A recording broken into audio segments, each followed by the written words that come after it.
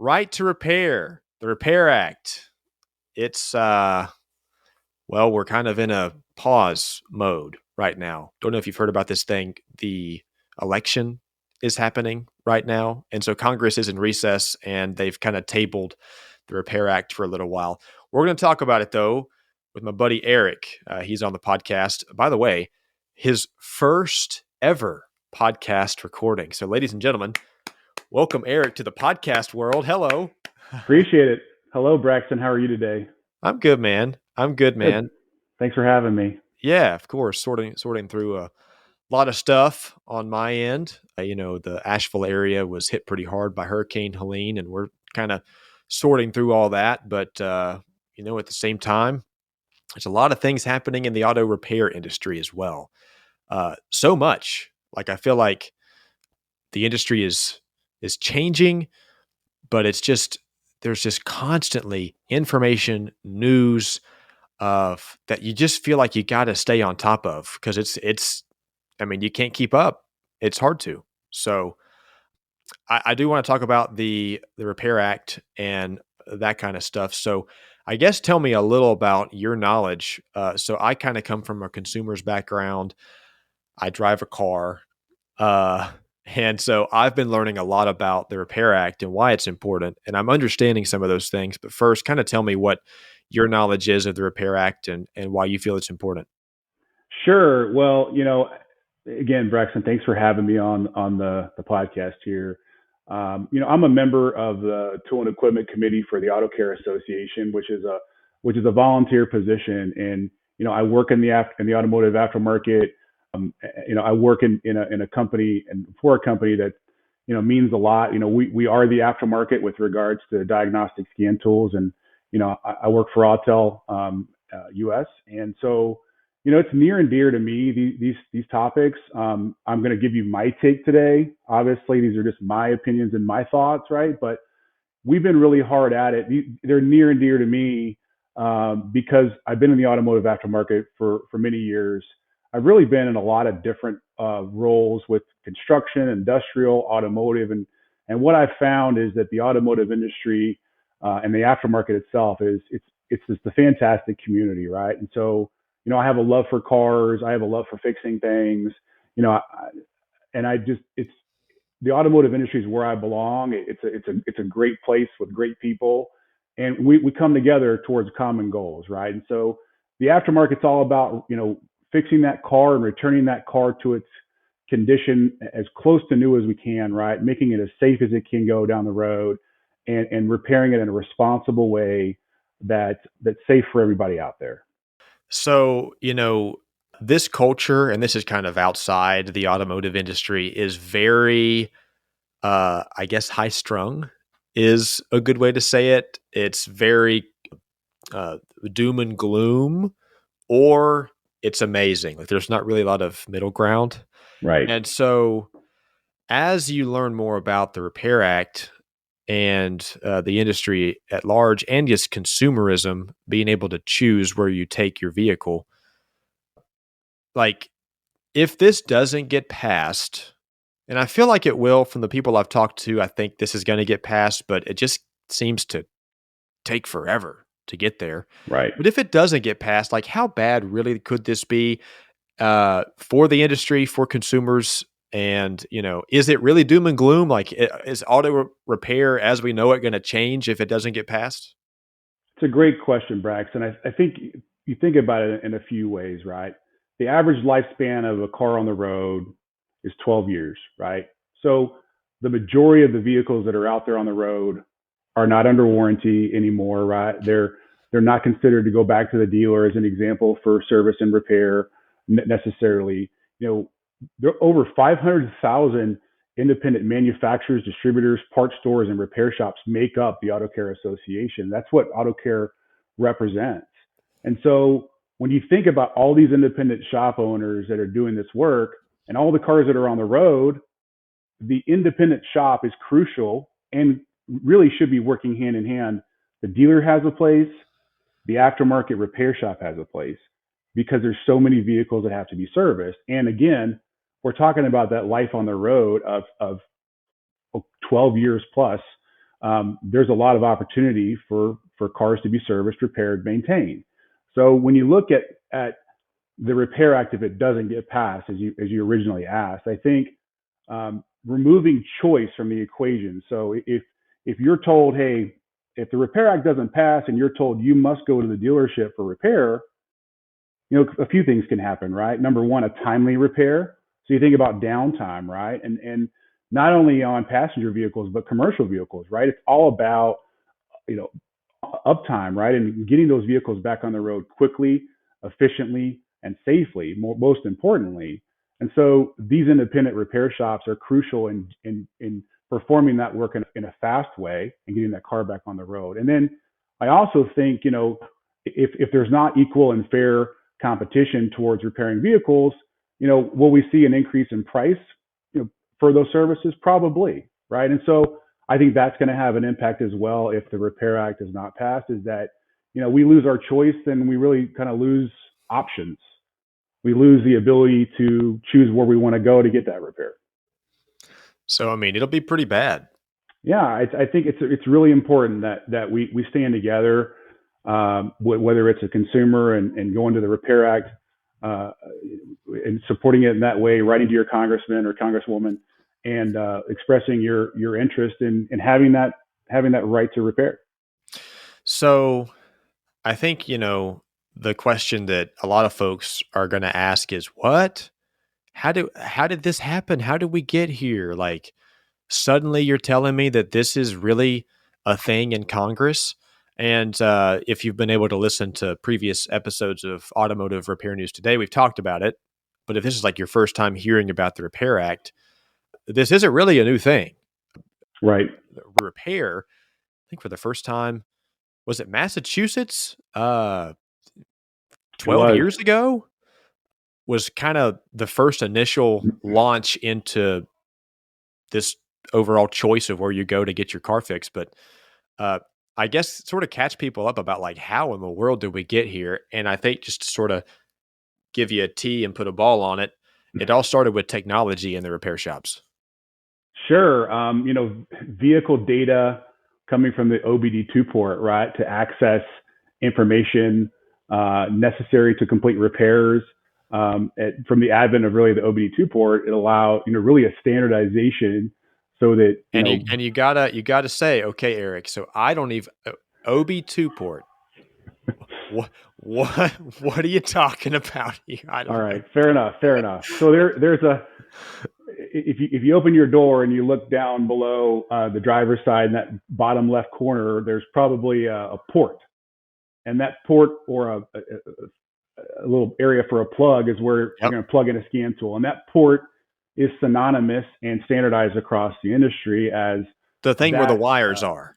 The thing where the wires are, and that connection. Yeah, so that connection allows a diagnostic scan tool to plug in and really look at, right, these vehicles are so complex today. They've got so many systems and modules and information that are being stored there in that vehicle. We're driving computers, right? So as you're driving this big computer, you got to be able to look at the diagnostics or the health of that vehicle and what all those systems are doing. And so with the advent or standardization of the OBD-II port or the plug-in wires, now we've got a way so we can all get that information in a standardized way. And so, the Massachusetts thing, like you're talking about, was really on the state level a way to kind of say, hey, whoa, right? If we own the car, we should have access to that data. The owner of the vehicle should ultimately have access to the data and own that. They own the car, they own their own data.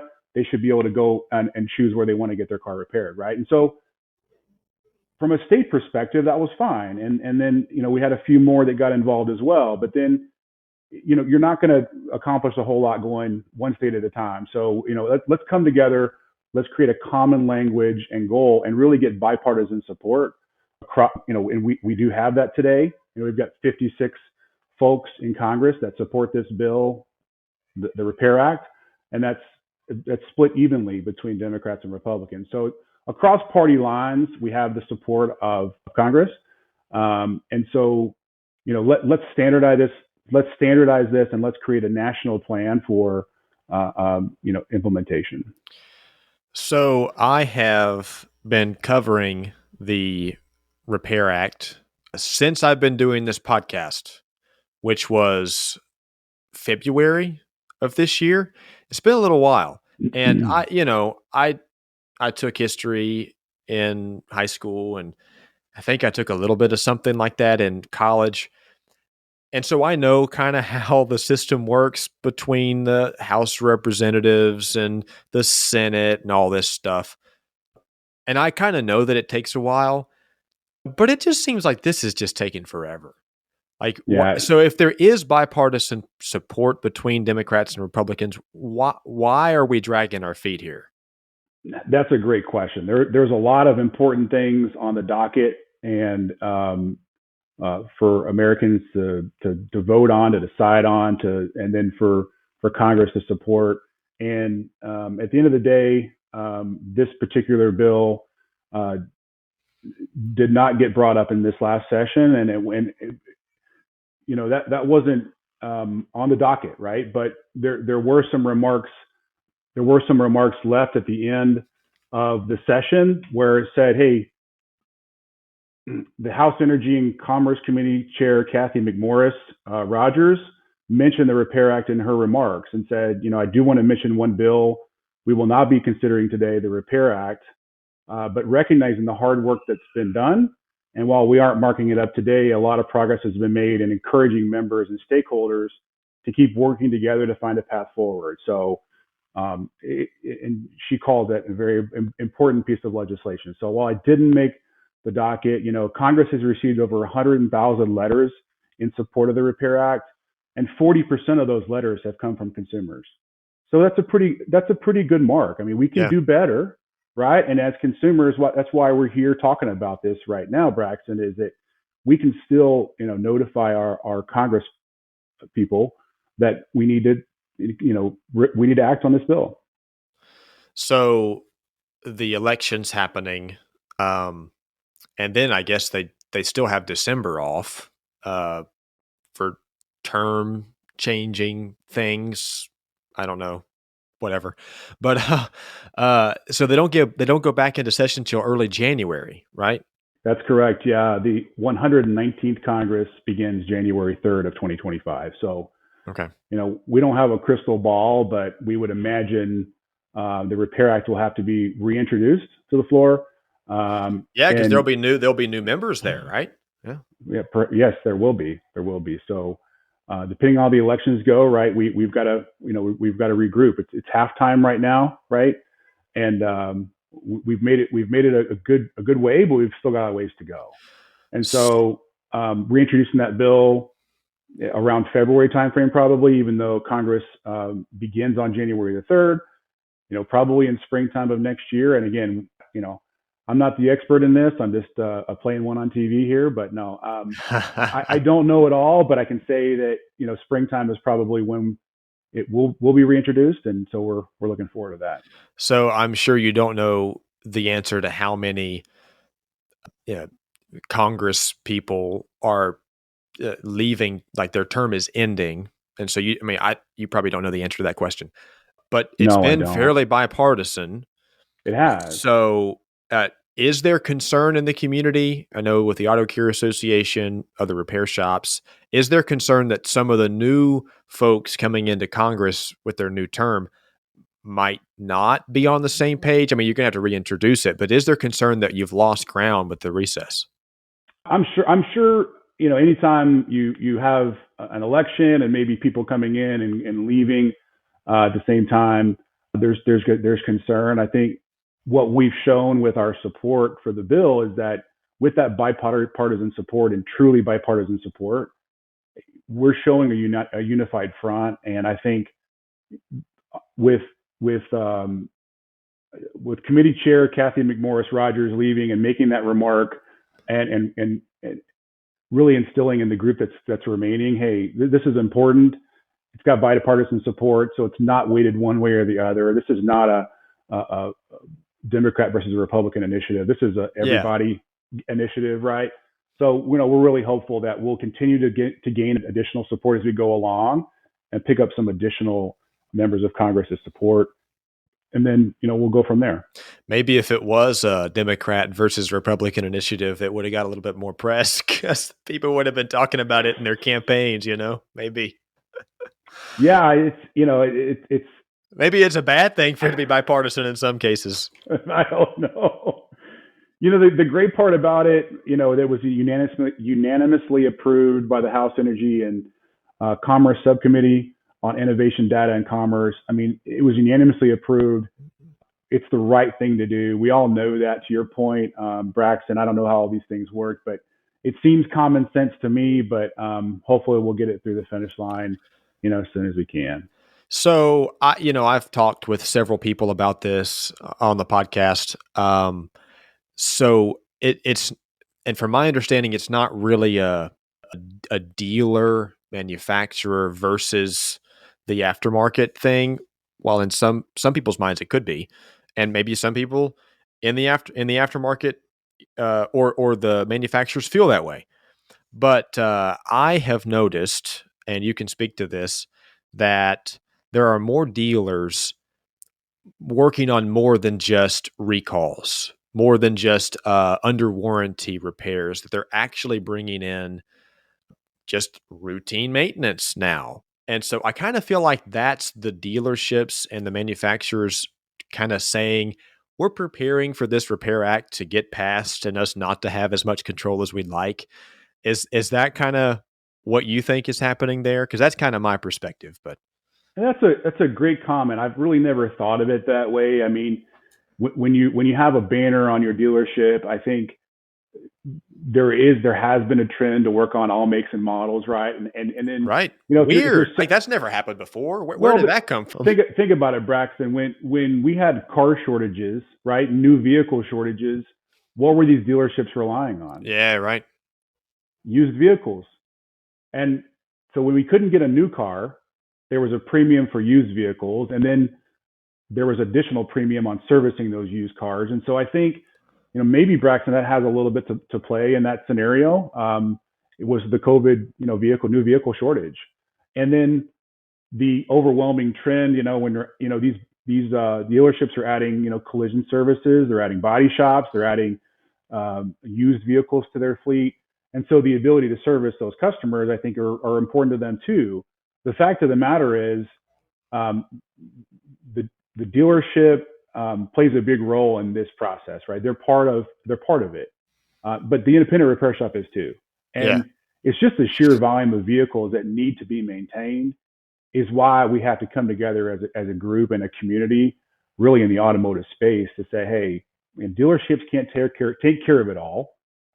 We're not asking for anything we're not asking for anything new in this bill. We're just asking to have access to the vehicle's information that we need to fix the car. Yeah. We're just saying, hey, let us have access to what we have access to today. Don't put up walls or fences around the information for a professional repair shop to be able to repair that vehicle properly and put it back on the road, right? Don't make the shop guess or have to buy really expensive tools or not be able to perform the work, right? And so that leads to downtime. That leads to things that we don't want to have happen, right? Let's get the cars back on the road in a responsible way, in an efficient way, and give ultimately the owner of the vehicle the choice on where to go to get the repair done.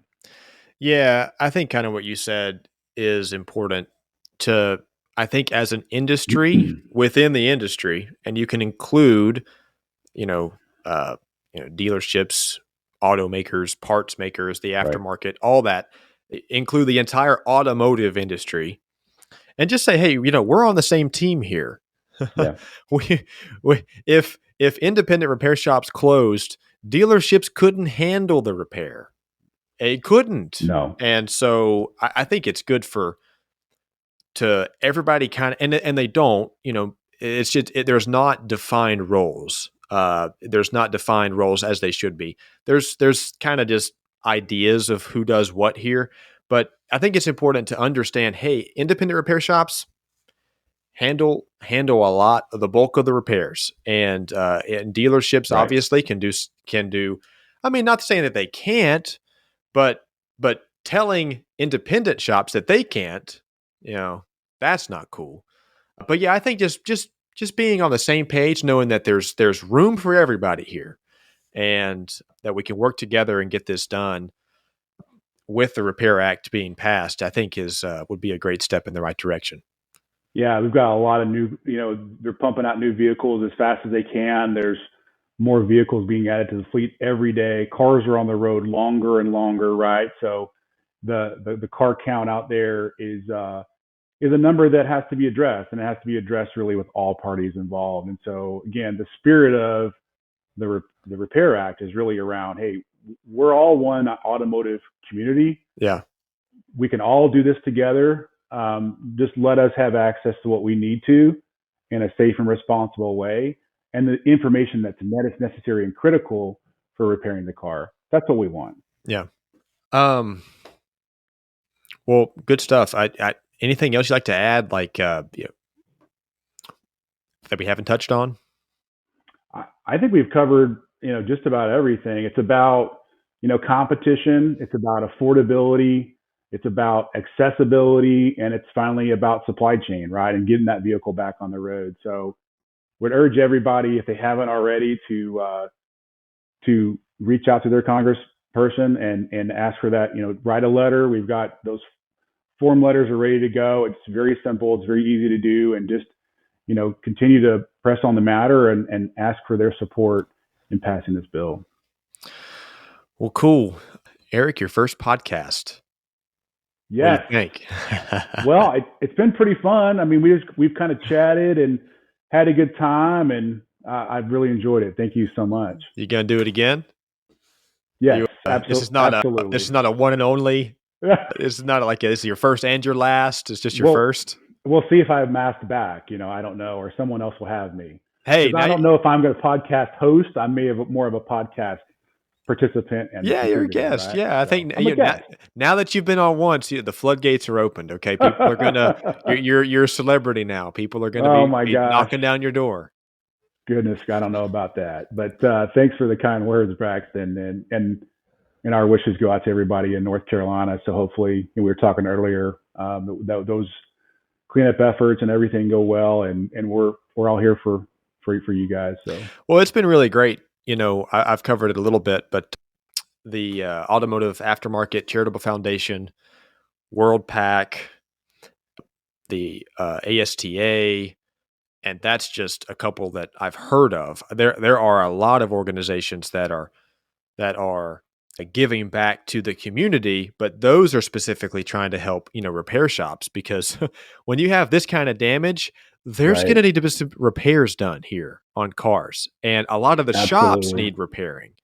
So it's just bad on all fronts. We definitely appreciate the support and the prayers and the gifts, the tangible help, the volunteers that have come up to help. So it's going to be a long journey. I mean, anything like this is definitely a process. And so we understand that, but definitely appreciate your guys' support, and been really great to see the automotive industry come together and raise funds and help the industry that have been affected. It's really cool. It's like a family kind of thing. So sure, Braxton, there's no place I'd rather be, as I mentioned at the start of the call, is in the automotive aftermarket, and educating folks like yourself that maybe don't have as much knowledge about this community. It's tight knit. We're a big family, right? And so we're all here to try to work together, and it's really good to see that. Yeah. By the way, if you're listening to this podcast on a podcast platform, check us out on YouTube, because my dog has been taking a nap in the back of this video the whole time. And before Eric and I pushed record here, I asked him to get off of the chair so he wouldn't be in the shot. And he did. And then, as you can see on the YouTube video, he showed back up. I don't know what it is. He's like part cat. He likes to sleep in chairs. He's been there all afternoon. That's his spot. Apparently, I was here when you booted him, and but I now I see he's back. So, hey Boone, what are you doing, bud? Okay. See, there we go. He He'll wants be to be back part of it though. too. He'll be back. No, no, now he's a podcast celebrity. That's You right. both. You just can't be it by yourself. He supplanted me for sure. I know that people love dogs. So, Oh yeah. Oh goodness. Well, hey, thanks, man. I appreciate it. thank you very much for having me.